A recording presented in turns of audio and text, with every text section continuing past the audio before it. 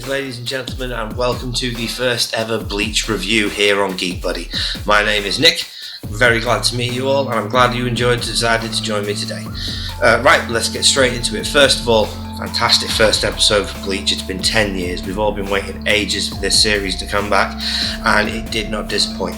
The series opened with the legend of the Quincy King, talking about how he will, in 900 years he gets his pulse back, in 90 years he gets his body back, in 9 years he gets his strength back, and then year 0 he obviously comes back to life. Cuts to the Soul Society Research and Development, and Maori, head of the Soul Society Research and Development Edition, says there's a crisis going on. Hollows are disappearing massively, but they're not just being consoed as they would be by the Soul Reapers and sent on to the next life. They're being eradicated completely.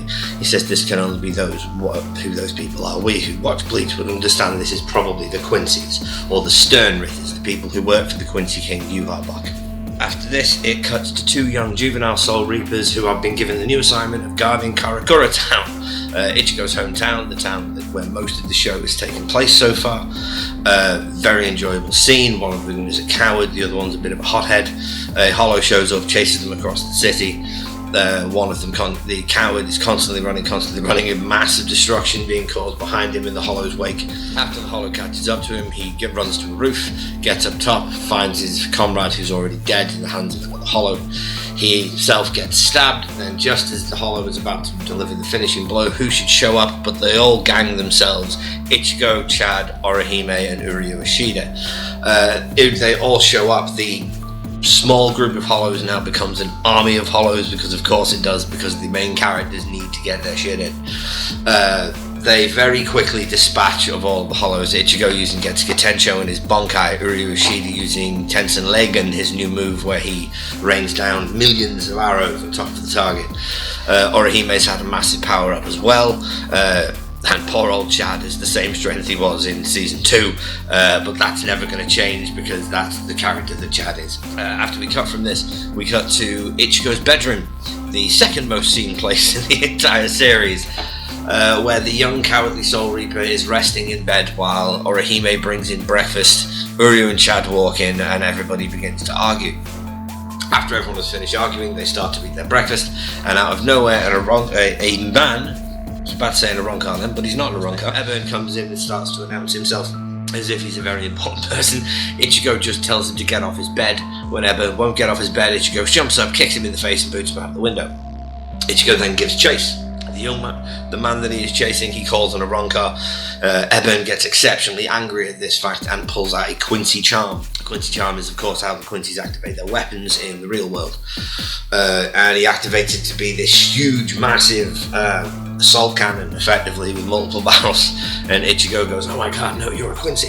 After this goes on, it smash cuts to Captain Yamamoto Genryosai's office, the head of the Soul Society, the head captain of the Soul Society, where a group of very strange men have broken in, all wearing white robes and masks. No one can see their faces. These are obviously going to be unveiled to be the Stern Ritters as the show progresses.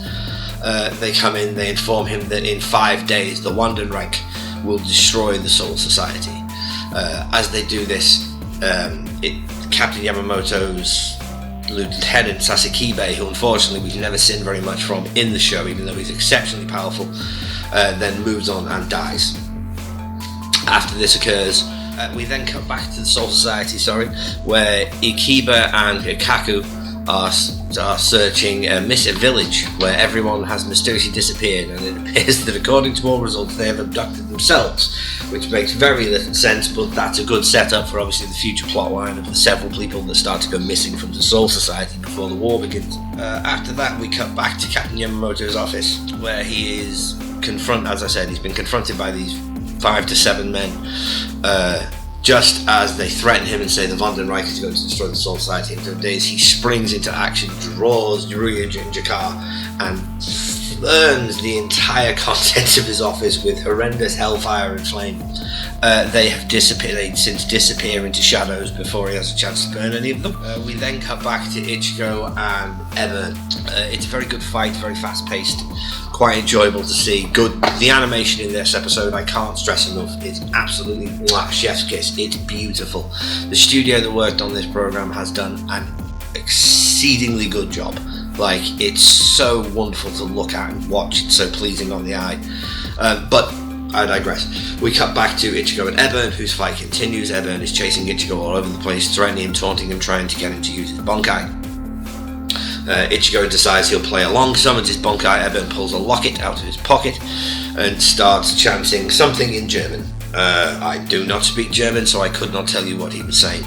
But he chants something in German. A load of blue beams come down and hit Ichigo. His Bonkai starts to break. Ichigo then, his Bonkai being different, I'm assuming, from other. Ichigo's Bonkai is a physical change, whereas most of the people's Bonkai is a sword change. Ichigo's is more physical than other Soul Reaper Society captains and peoples who have the Bonkai, is what I'm saying, which is why I am under the assumption that Ebon was unable to steal his Bonkai, which is what he was trying to do with this locket, but it fails.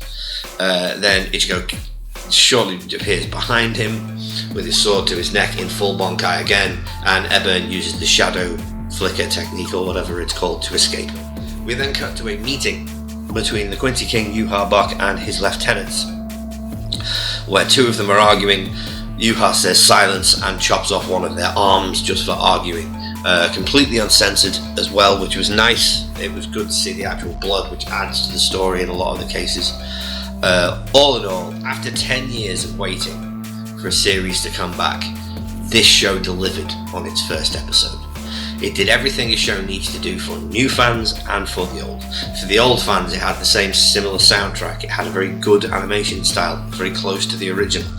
And for the new fans, it introduced everybody and gave them a good little segment of showing what they're capable of doing, especially the main characters. You've seen what Chad can do, you've seen what Hime can do, you've seen what Uryu can do, you've seen what Ichigo can do. And that, in its essence, is the necessity of what a pilot episode needs to do. It needs to introduce all of the characters and lay out the world.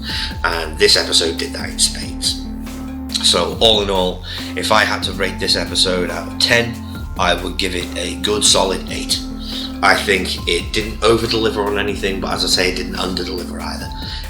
It was exceptionally good fun. It was fantastic. Beautiful episode. 8 out of 10. Right, guys, that's the show. Thank you very much for tuning in.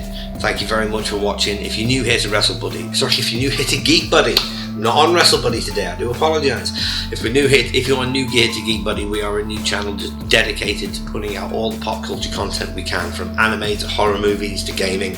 We're going to have loads for you in the future on this channel. If you appreciate the content we put out, if you like things here at the Buddy family, please consider subscribing to the channel. It's free, it really helps us out, and it's the only way the YouTube algorithm really knows we exist. Thank you so much for tuning in. I really appreciate everybody who watches these shows, and I shall see you next week, same time, same place. Bye.